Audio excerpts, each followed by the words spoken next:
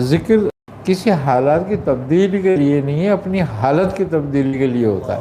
سبحان اللہ. اس کی اپنی حالت تبدیل ہو جائے، حالات نہیں، اپنی حالت تبدیل ہو جائے. آئی نا سمجھ بات؟ اب ہم ذکر اور اذکار کرتے ہیں یا دعائیں کراتے ہیں کہ ہمارے حالات تبدیل ہو جائیں. اب منشا الہی تو کچھ اور ہے اور تم کچھ اور چاہتے ہو.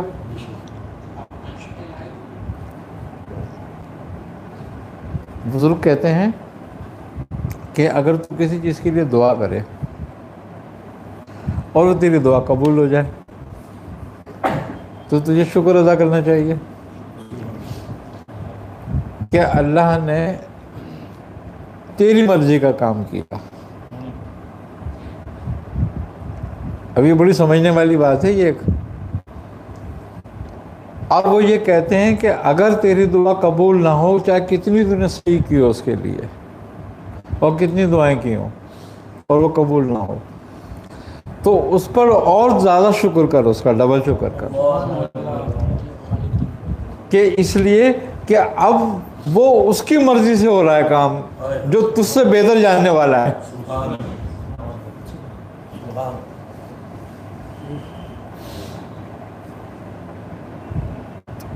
تو بات یہ ہے کہ ہم اگر کچھ ذکر کرتے ہیں، اذکار کرتے ہیں، دعائیں مانگتے ہیں، چلے کاٹتے ہیں، جو بھی کچھ کرتے ہیں ہم صحیح اپنی، تو اس کا مقصد یہ نہیں ہوتا کہ حالات ہماری مرضی کے مطابق ہو جائیں گے. سب حالات تو اسی کی مرضی کے مطابق رہیں گے، مگر اپنی حالت کو اس کی مرضی کے مطابق کر لے.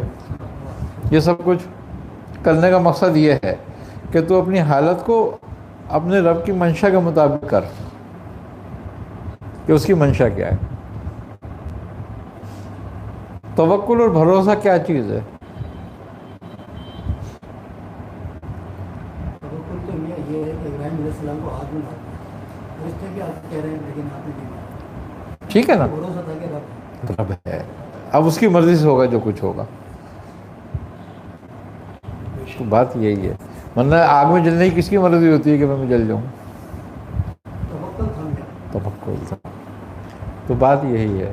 ہم لوگ یہ بات نہیں سمجھتے، ہم یہ سمجھتے ہیں کہ اگر ہم نے کسی کو کہہ دیا کہ بھئی تم ہمارے لیے دعا کر دو، یا کسی کو کہہ دیا تم تعویذ کر دو، یا کسی کو کہہ دیا تم عمل پڑھ دو ہمارے لیے، اب اس نے عمل پڑھا، تعویذ پڑھا، ہمارے کو فائدہ نہیں ہوا، تو اس کا کوئی اثر ہی نہیں ہے اس کے اندر کچھ. آئی نا سمجھ میں بات؟ انسان جتنا اپنے لیے مانگ سکتا ہے اور جس شدت سے مانگ سکتا ہے، کوئی دوسرا تمہارے لیے نہیں کرے گا کبھی بھی.